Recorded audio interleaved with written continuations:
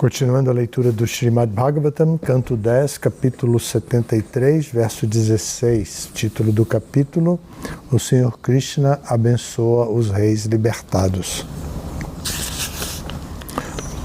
Verso do 16 ao 20. Vamos tomar o verso 16 como padrão para repetirmos e tal. Krishnaya Vasudevaya Haraye Paramatmane Pranata Klesha Nashaya Govindaya Namo Namaha.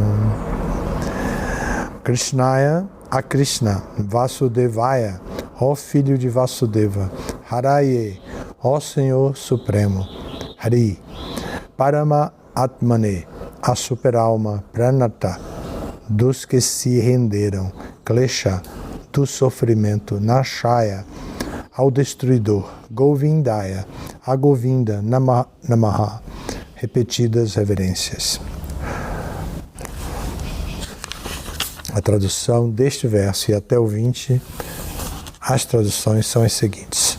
Repetidas vezes oferecemos nossas reverências ao Senhor Krishna, Hari, o filho de Vasudeva. Esta alma suprema, Govinda, destrói o sofrimento de todos os que se rendem a ele. Shukadeva Goswami disse: assim os reis, agora livres do cativeiro, glorificaram o Senhor Supremo. Então, meu querido Parikshit, aquele misericordioso outorgador de abrigo, falou-lhes com uma voz gentil.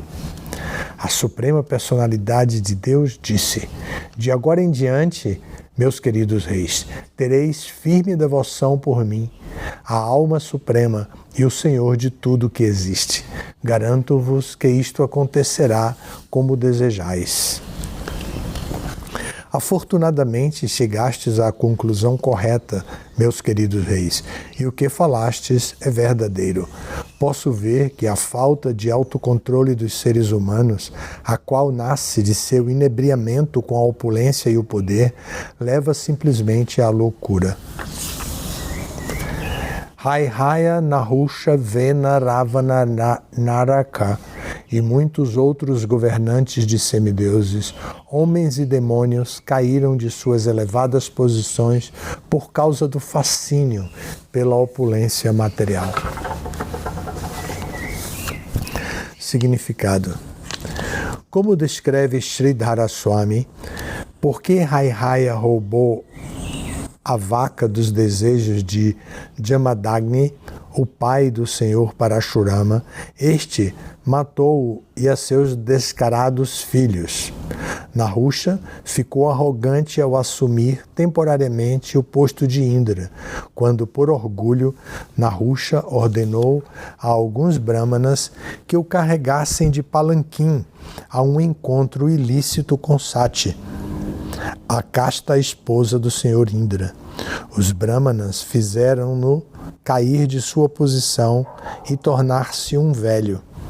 O rei Vena era igualmente louco, e depois que insultou os brahmanas, estes o mataram com encantamentos em que se pronunciam em voz alta a sílaba Hum. Ravana era um famoso governante dos Rakshasas, mas devido à luxúria ele raptou uma Sita, e por isso o esposo desta, o senhor Ramachandra, matou-o. Naraka era um governante dos Daityas que ousou roubar os brincos de mãe Aditi, e por causa de sua ofensa ele também foi morto. Dessa maneira, em toda a história do mundo, líderes poderosos têm caído de suas posições porque ficaram inebriados com sua pseudo-opulência.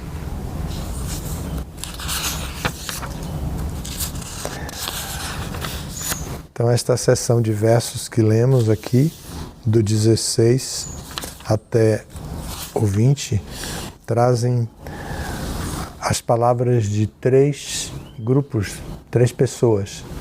Primeiro, um grupo que é encabeçado por um dos reis que fala o final de uma oração muito bonita, um verso famoso, Krishnaya Vasudevaya Haraye Paramatmane Pranata Kleshanashaya Govindaya Namo Namaha.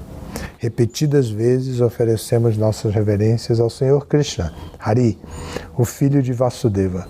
Esta alma suprema, Govinda, destrói o sofrimento de todos os que se rendem a ele.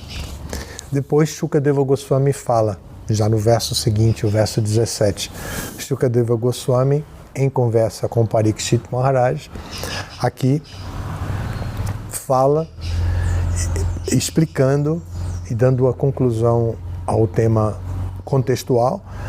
Assim os reis, agora livres do cativeiro, glorificaram o Senhor Supremo. Então, meu querido Parikshit, diz Shukadeva Goswami, aquele misericordioso outorgador de abrigo falou-lhes com a voz gentil. Então ele, Shukadeva Goswami, fala e dá a palavra para aquele que é o outorgador de abrigo, que é Krishna.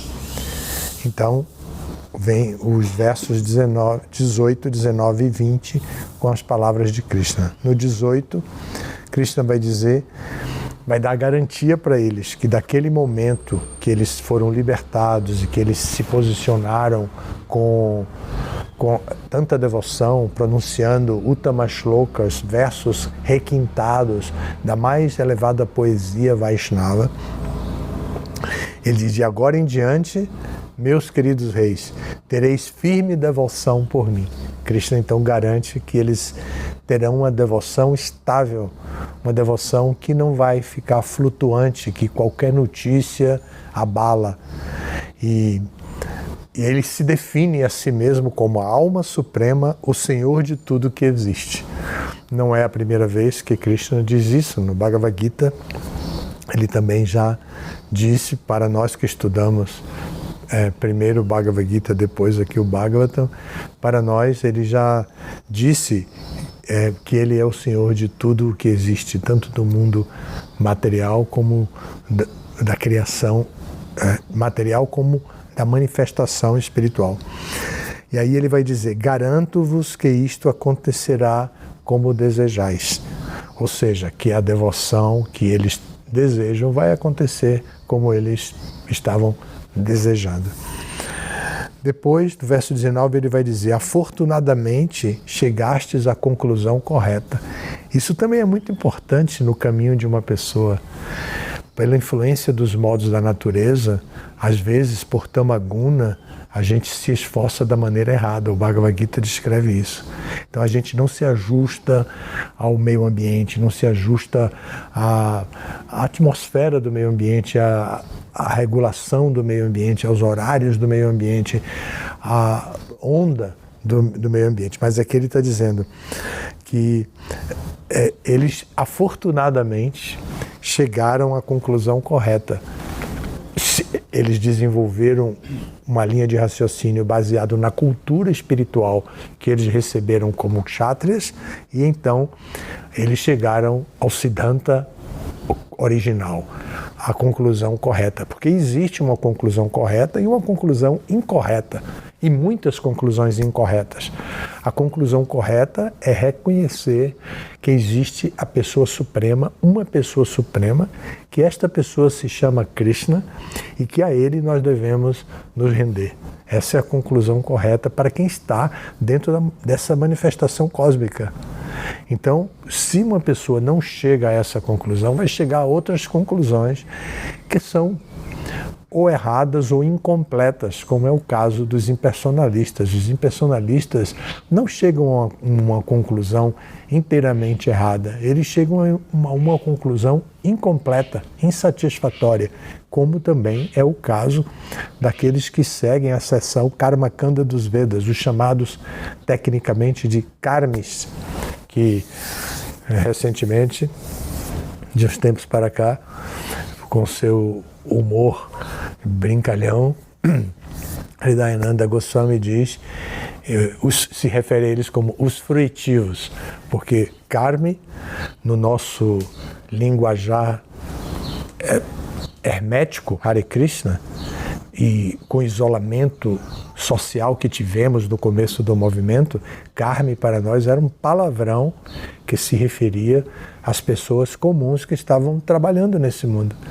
Então, o Hridayananda Maharaj fez uma revisão desse termo para explicar melhor, dizendo que de fato não é um exato palavrão, é apenas eles são fruitivos, estão apegados ao fruto do seu trabalho. E assim começou a haver uma mudança e uma abertura nossa, essa comunidade hermética que nós vivíamos, como hoje em dia se fala, vive numa bolha, né? E há algum tempo atrás era alienado. Também são expressões que se usa muito para quem se isola do resto do mundo. Nós fomos, assim, categorizados dessa maneira com certa razão, porque por inexperiência e para nos protegermos da má associação, nós nos isolamos, mas não é a meta de um praticante de Bhakti. Ao contrário, o praticante de Bhakti deve observar a sociedade como ela é, deve identificar os seres humanos, deve saber fazer distinção entre os devotos avançados, entre os devotos iniciantes e entre os não devotos. E entre os não devotos, eles ainda devem ver aqueles que seguem algum tipo de processo e aqueles que são, de fato, uns agressores ou rebeldes ao sistema védico. Então assim, é um Vaishnava recomendado por Sankhya, e Krishna vai dizer isso no Bhagavad Gita. Desde o capítulo 2, Krishna já vai explicar que nós precisamos compreender a matéria e compreender o espírito. Então aqui eles chegaram à conclusão correta de acordo com a análise de Krishna, e sendo chamados de meus queridos reis, e depois Krishna vai dizer, o que falastes é verdadeiro, ou seja, vocês me glorificaram, eu tenho que admitir que é isso mesmo, eu sou a pessoa suprema e aqui nesse mundo material eu posso dar abrigo a vocês, almas condicionadas, e ajudá-los a sair dessa situação. E aí vai dizer, posso ver que a falta de autocontrole dos seres humanos, eles estão falando também que por eles terem poder dentro da sociedade, eles se confundiram com o poder. Como reis, eles se confundiram com o poder e passaram do limite. Então Krishna está dizendo que isso é verdade e está dizendo, eu posso ver que a falta de autocontrole dos seres humanos, a qual nasce de seu inebriamento com a opulência e o poder, e isso também ele já diz no Bhagavad Gita, né? Que devido a Aishwarya e que a pessoa se desestabiliza, desestabiliza sua inteligência, que deveria ser vyavasayatmika. A inteligência buddhi deveria ser vyavasayatmika. Mas essa inteligência resoluta, estável, é perdida por Aishwarya, pela opulência material. E aqui o tema é a opulência. Então aqui o controle nasce do inebriamento pela opulência e poder. Então o que isso leva? Leva à loucura. Loucura é considerar o que não é como sendo, né? Loucura é inverter o sentido das coisas, dar significado diferente das coisas, como se analisa em filosofia. Então, de tudo que existe, então a pessoa chega, no final das contas, à loucura. Krishna está falando aqui isso no verso 19. No verso 20, que foi o último, Krishna vai dar exemplo de personagens históricos. Haihaya, Nahusha, Vena, Ravana, Naraka e muitos outros governantes de semideuses. Homens comuns e demônios caíram de suas elevadas posições. Por quê? Pelo que vocês disseram, o fascínio pela opulência material. Então Krishna diz isso, aí Hridayananda Goswami e a sua equipe vão fazer um breve significado da história dessas pessoas. Para nós, seria muito melhor que ele tivesse feito tipo todo um capítulo para contar a história de Haihaya, Nahusha, Vena, Ravana de novo, né? Naraka, todas essas personalidades. Mas eles fazem em breve, ele faz, né, Hridayananda Maharaj, um breve significado mencionando todos esses casos.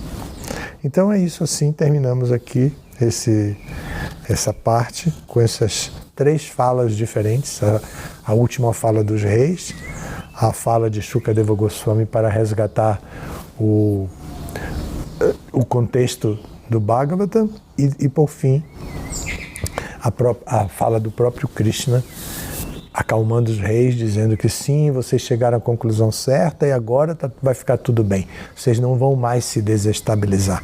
A devoção de vocês vai permanecer estável. É isso, assim termina. Se tiverem alguma pergunta, comentários.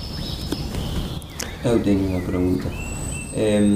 Você falou de que qual é a conclusão correta. Falou que não só que a conclusão é que a pessoa de saber que existe uma pessoa mais suprema do que o nome Krishna. Então, o que acontece, por exemplo, com alguma outra sampradaya que considera o tem Vishnu ou adora Vishnu, mas também que foi não aceitado por Chaitanya, ou certos yogis que adoram Narayan, isso é incompleto ou se deve considerar só uma questão de raça? Não, não é uma questão de raça, mas é uma questão de incompletude. Por alguma razão eles têm uma relação devido, por exemplo, à adoração a Narayan. Eles se encantam com a posição opulenta de Narayan, a relação, a adoração a Vishnu, também o poder de Vishnu. Mas o objetivo é desenvolver amor puro por Krishna. Mas essas personalidades, Vishnu e Narayana, são Krishna manifestos dentro dessa natureza material para atrair a atenção. E eles vão levar gradualmente à realização máxima de desenvolvimento de amor puro ajustado aos diferentes comportamentos amorosos que são as raças. Raças são comportamentos amorosos com sentimento genuíno. Então, assim, eles se desenvolvem com um comportamento adequado. E mesmo quem conhece a Suprema Personalidade com outro nome está no caminho. Tá bem? Posso fazer uma pergunta? Claro. Como fica então no caso de Prahlada Maharaj, que era um devoto puro, mas ele se relacionava com Nrsimhadeva? Ele queria uma relação com Nrsimhadeva. Ele criou uma relação quando Nrsimhadeva se manifestou, porque ele não esperava a forma de Nrsimhadeva. Todos ficaram surpresos, não só nós, quando vemos uma foto de Nrsimhadeva e perguntamos: quem é essa personalidade? Os visitantes fazem com muito cuidado, né? E quem é essa personalidade aqui? E todos eles, os semideuses, todos ficaram assim, inclusive Prahlada. Agora, Nrsimhadeva é a forma que Krishna adotou para mostrar como todas as elaborações acadêmicas do pensamento mundano, do raciocínio mundano, não vão conseguir derrotar o poder absoluto de Deus. E não vão poder vencer a morte. A morte, para quem está corporificado, é um destino inevitável. Então ele veio assim. Então a Prahlada desenvolve com Nrsimhadeva a relação amorosa que ele já tinha com a pessoa suprema, só que na forma de Nrsimhadeva, tanto que ele chega até lá, leva uma guirlanda até Nrsimhadeva.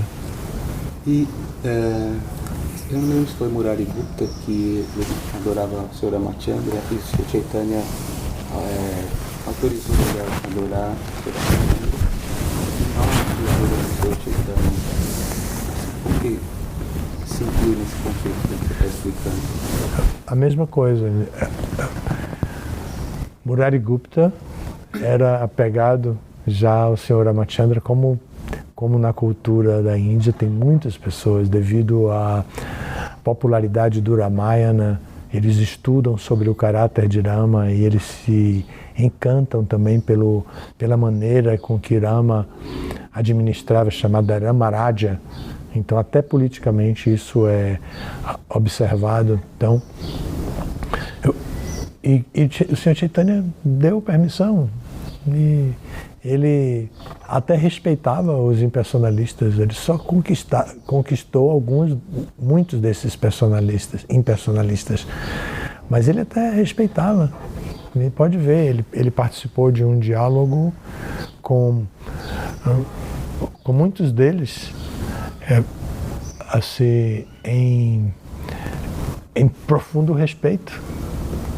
Então, o respeito que Chaitanya demonstrava indica que ele não estava querendo destruir o nível de desenvolvimento espiritual da experiência daqueles impersonalistas e também dos muçulmanos que estavam ali. Ele teve uma relação boa com os muçulmanos.